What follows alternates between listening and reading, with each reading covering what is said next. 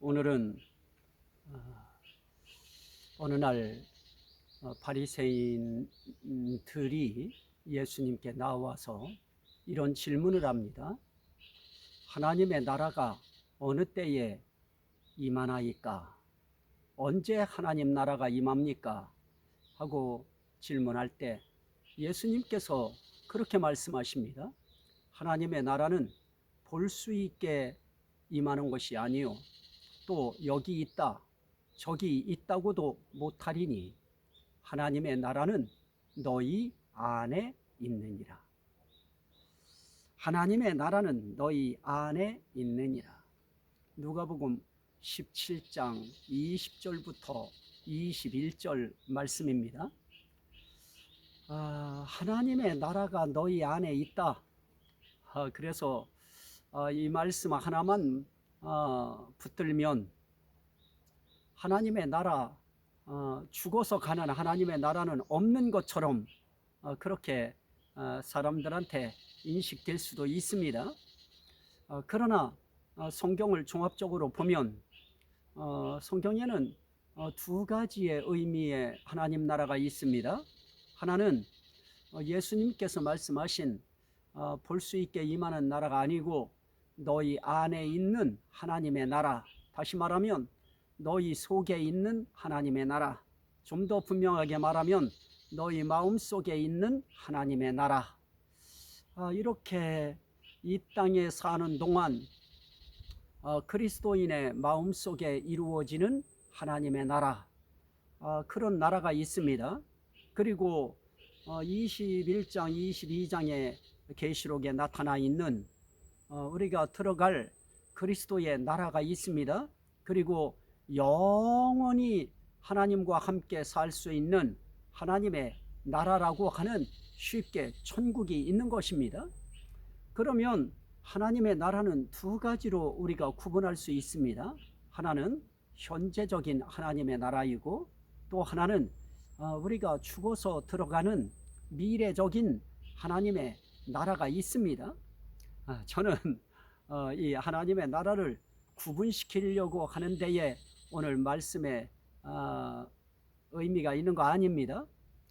이렇게 하나님의 나라가 이 땅에 사는 동안 너희 안에 하나님의 나라가 있느니라라고 할 때, 그러면 내 안에 하나님의 나라가 있다고 하는 증표가 있느냐 하는 것입니다. 내 안에 하나님의 나라가 이루어진 사람들에게 나타나는 증표, 이건 상당히 중요한 부분입니다. 그래서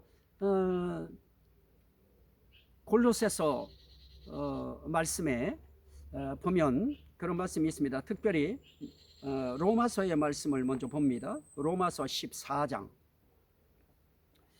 로마서 14장에 있는 말씀에 보면 하나님의 나라는 먹는 것과 마시는 것이 아니요 오직 성령 안에 있는 의와 평강과 희락이라 그럽니다.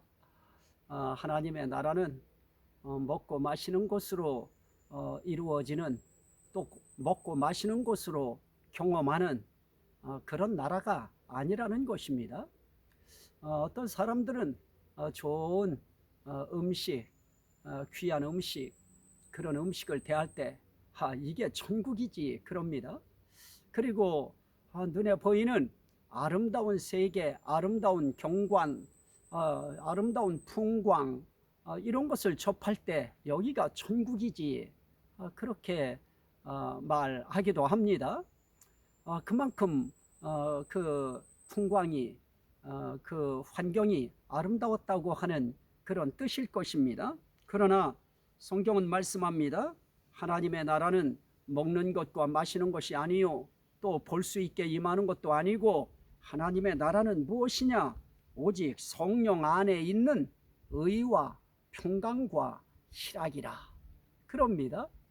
자, 이 말씀은 하나님의 나라는 너희 안에 있느니라 라고 이야기할 때 하나님의 나라가 마음속에, 심령 속에 이루어진 사람들의 증표가 무엇인가 하는 것을 우리에게 보여주시는 아주 중요한 단초가 되어지는 그런 말씀인 것입니다.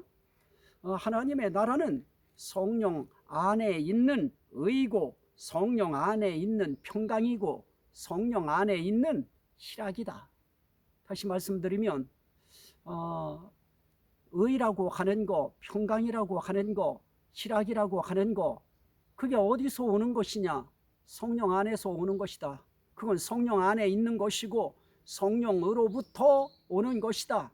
그래서 그것은 의도 성령의 의고 평강도 성령의 평강이고 희락도 성령의 평강이다. 그렇다면 결국 하나님의 나라라고 하는 것은 무엇인가? 성령 안에서 내 마음속에 이루어지는 그런 나라인 것입니다. 그러면 그 증표 가운데 하나가 무엇이냐? 내 마음속에 성령으로부터 이루어지는 성령의 의가 내 마음속에 이루어져야 되는 것입니다. 또 하나는 우리가 증표로 볼 수 있는 것 가운데 성령을 통하여 성령으로 말미암아 성령으로부터 성령의 평강이 내 마음속에서 출렁이는 것입니다. 일렁이는 것입니다. 그 평강이 내 마음을 붙드는 것입니다. 그래서 골로새서 3장 15절 말씀에 보면 이렇게 하나님의 평강이 이루어져야 될 그런 부분에 대해서 성경은 이렇게 말씀합니다. 골로새서 3장 15절입니다. 그리스도의 평강이 너희 마음을 주장하게 하라. 결국 성령 안에서 평강이 이루어지는 하나님의 나라는 어떤 것입니까? 그리스도의 평강, 성령의 평강, 하나님의 평강이 그 마음을 주장하고 있는 사람인 것입니다.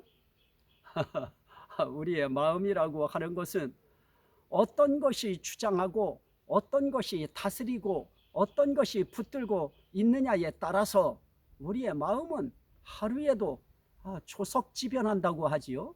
아침 저녁이 달라질 수 있는 것입니다. 우리의 마음이라고 하는 이 마음의 이 상태는 하루에도 얼마나 많이 뒤바뀌는지 모릅니다. 아침에 일어날 때 몸이 가뿐할 땐 상쾌한 마음으로 되었다가 조금 있다가 또 무엇을 음식을 잘못 먹으면 그것 때문에 금방 이 마음에 이 배탈이 나아지고 고통이 생겨지고 뭐 그것뿐이겠습니까?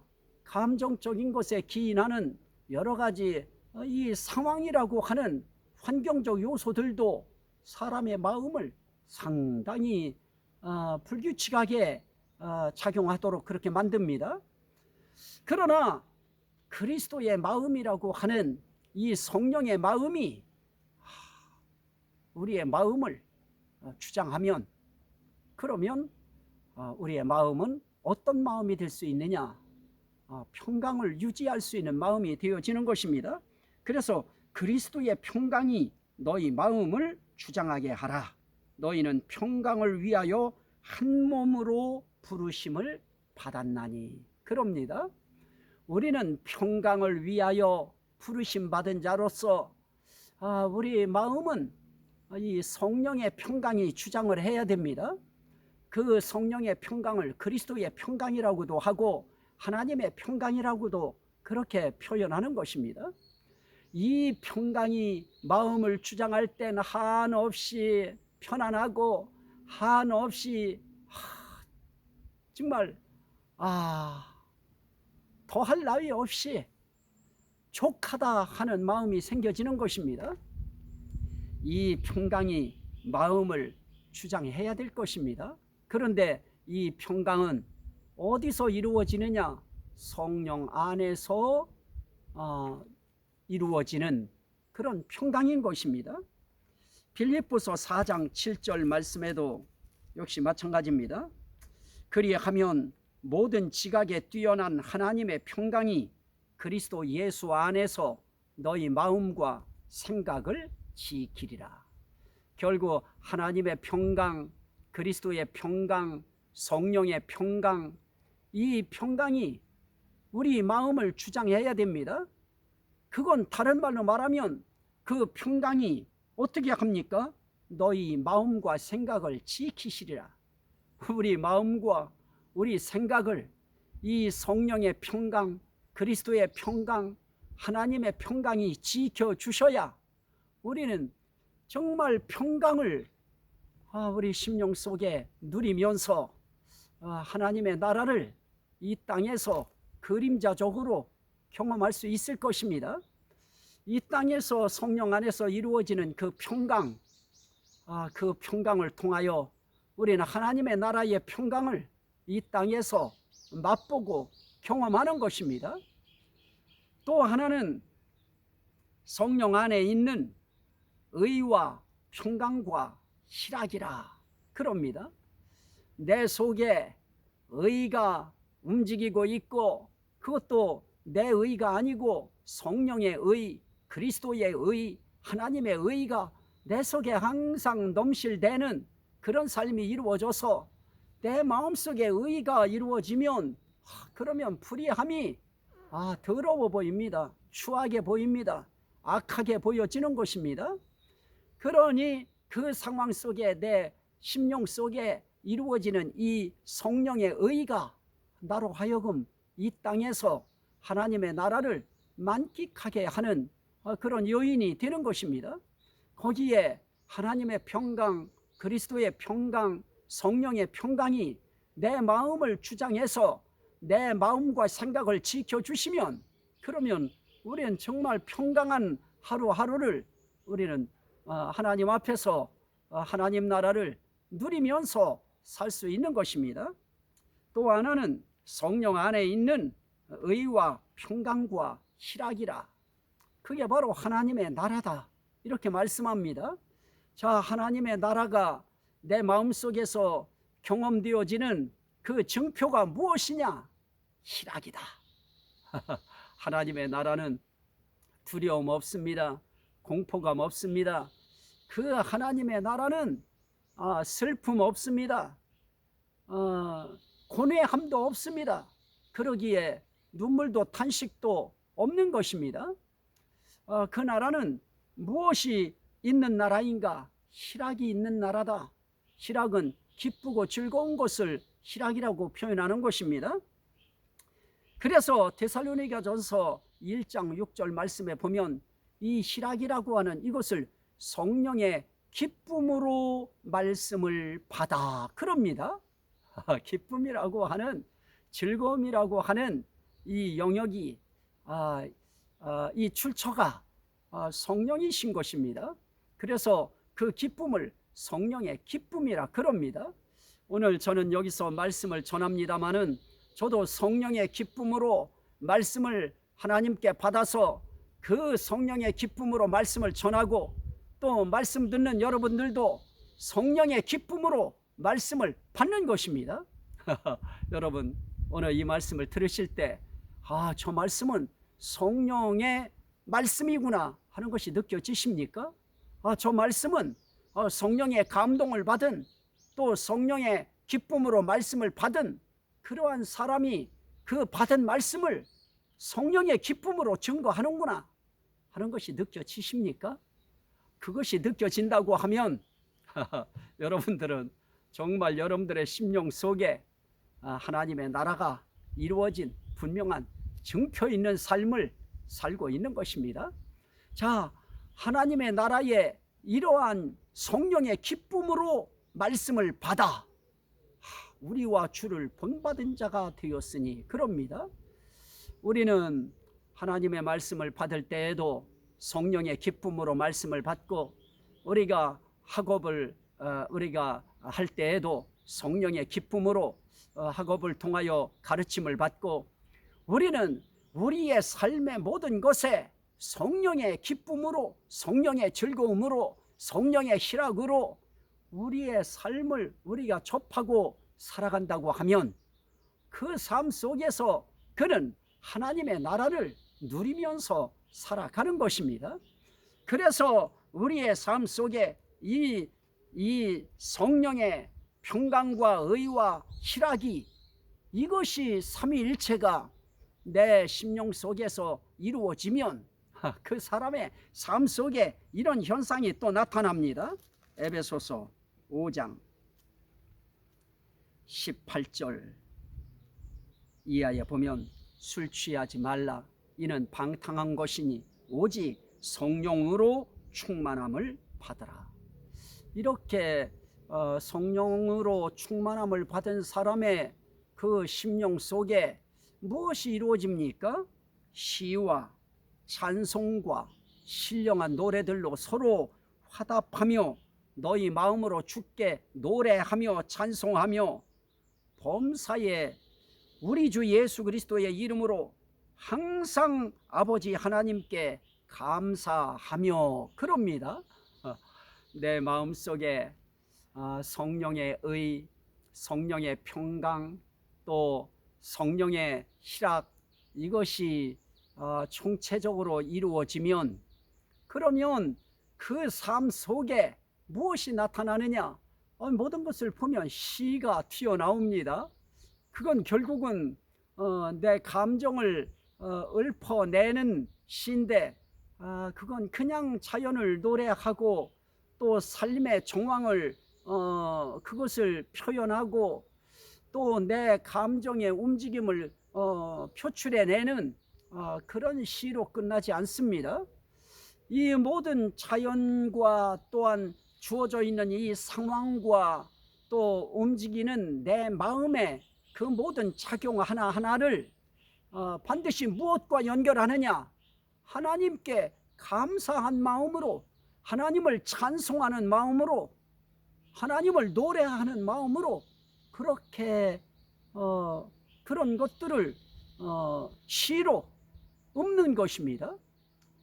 그래서 결국은 그 시는 하나님께 감사하는 감사시가 결국 되어지는 것이죠. 자, 이렇게 우리의 마음속에 성령 안에서 하나님의 나라가 이루어지면 그 사람의 삶 속에 뭐가 나오느냐?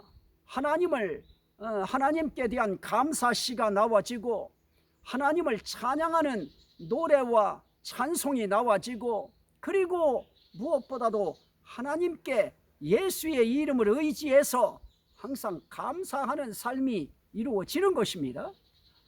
이것은 주어져 있는 환경, 이 세태, 정황, 사건, 이런 것이 어떠냐에 관계할 것 없이 우리 삶 속에서 나타나는 그런 증표일 것입니다. 골로새서 3장 16절의 말씀도 이제 그런 같은 맥락의 그런 말씀인 것입니다.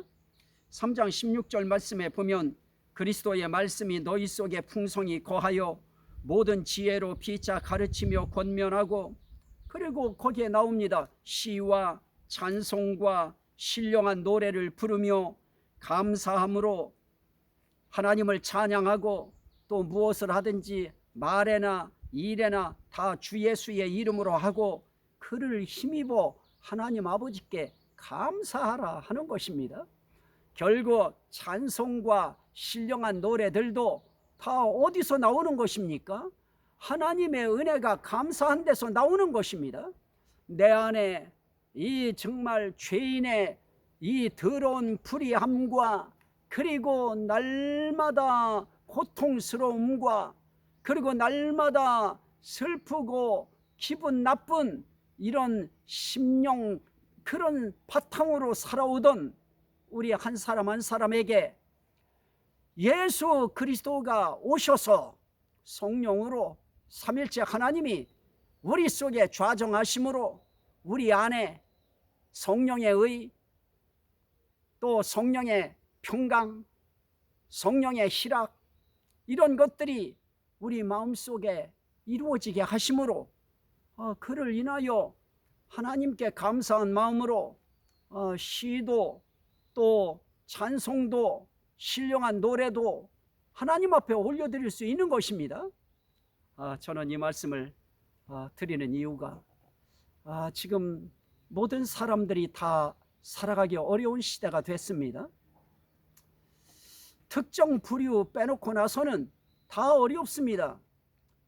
종교인으로서의 저는 목회자이기 때문에 목회자도 힘들고요, 성도들도 힘들지요.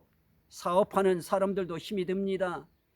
또 지탄을 받으면서 자기 자리 때문에 정권의 눈치 보면서 하고 싶은 말도 못하고 결탁해야 되는 이런 이 양심에 요동치는 그런 중심을 가지고 있는 사람들은 상당히 참 마음이 불안할 것입니다. 그래서 자기 의사표현 못할 것입니다. 오늘 우리가 살아가는 이 시대가 이 약 하나, 백신이라고 하는 이 하나 때문에도 이게 정말 사람들이 하루하루가 불안한 이런 삶을 살아가고 있습니다. 자, 이럴 때 우리 삶의 길에 정말 예수 믿는 그래서 그 안에 하나님의 나라가 이루어진 그런 사람들의 삶 속에 반드시 우리 그리스도인의 증표가 있다 하는 것입니다. 그래서 우리는 어떤 상황과 주어져 있는 정황에 관계할 것 없이 내 속에 하나님의 나라가 성령 안에서 의와 평강과 희락으로 이루어진 그런 사람들의 삶 속에 정말 의가 또 평강이 희락이 증표가 되고 그 증표를 통하여 파생되어지는 하나님께 대한 감사시와 하나님께 대한 찬양과 신령한 노래와 매사의 모든 일에 하나님께 감사하는 이런 삶이 이루어져야 된다. 이것이 정말 그 안에 하나님의 나라가 이루어진 그런 사람들의 증표다 하는 것입니다. 이 증표가 있는 사람들이 그 증표 가지고 살다가 정말 하나님의 나라에 죽어서 가는 그 나라에서 참된 하나님의 나라의 의를 경험할 것이고 참된 평강이 무엇인가를 하나님의 나라에 가서 경험할 것이고 참된 하나님의 희락이 무엇인가 하는 것을 하나님의 나라에 가서 제대로 경험할 것입니다. 그동안엔 이 땅에 사는 동안 내 속에 하나님의 나라가 이루어진 그 증표 있는 삶을 우리는 하나님 앞에서도 자연스럽게 반응해야 되겠지만은 세상 사람들이 우리를 지켜보고 있는 것입니다. 그 안에서 우리의 삶이 정말 반응되어야 될 것입니다. 날마다 정말 세상 사람들이 바라보는데 저 사람의 마음은 대체 어떤 마음일까? 어째서 저 사람의 마음이 내가 볼 때 저런 마음일까 하는 불의한 마음처럼 읽혀지면 안 됩니다. 우리는 어떤 사람들이 봐도 참 저 사람의 마음에는 의가 있구나, 공의가 있구나, 정의가 있구나, 하나님의 의, 예수의 의가 있구나 하는 것이 느껴져야 될 것입니다. 그러려면 그 의가 반응으로 나타나야 될 것입니다. 증표로 나타나야 될 것입니다. 그뿐만 아니라 삶 속에 정말 평강이 이루어져야 됩니다. 그 얼굴 속에 그 평강함이 묻어나야 될 것입니다. 세상 사람들이 보는데 예수 안 믿는 사람들인 자기들보다도 더 얼굴 색이, 더 얼굴 표정이 그렇게 편안하지 못하면 이것도 지탄의 한 요소가 될 것입니다. 그리고 정말 세상 사람들보다 더 희락이 있어야 됩니다. 물론 우리의 희락은 일희일비하는 세상적인 희락은 아닙니다. 우리는 영광스러운 즐거움으로 기뻐하니 하는 베드로전서의 그 말씀처럼 우리는 영광스러운 기쁨을 누리고 영광스러운 즐거움을 우리는 우리 심령 속에서부터 그것이 반응되는 것입니다. 이 증표를 가지고 하나님께 감사함으로 시도 읊어 올리고 찬송도 불러드리는 그런 삶의 주인공들이 다 되시기를 주의 이름으로 축원합니다. 아멘. 오늘 이 말씀을 듣는 모든 심령들에게 이 말씀이 생명이 되고 구원이 되고 은혜가 되고 복이 되고 치료가 되고 회복이 되고 하나님께 영광이 되게 하옵소서. 예수 그리스도 이름으로 감사하며 기도하옵나이다. 아멘.